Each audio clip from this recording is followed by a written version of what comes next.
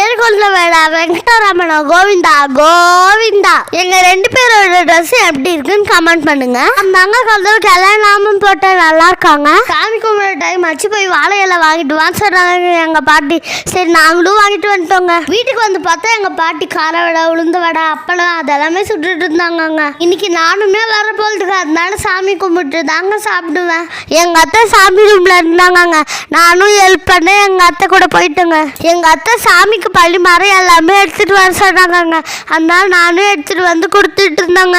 இன்னைக்கு நம்ம வீட்டில் என்ன ஸ்பெஷல்னா சாதம், சாம்பார், அப்பளம், வடை, பாயாசம், பொரியல் தாங்க இன்னைக்கு ஸ்பெஷல். எங்கள் அத்தை ஊதுபத்தி பற்ற வச்சு கொடுத்தாங்க. நானும் வீட்டில் வெளியே எல்லா சாமிக்குமே காட்டினேங்க. அப்புறம் சாம்பிராணியுமே போட்டு முடிச்சிட்டோங்க.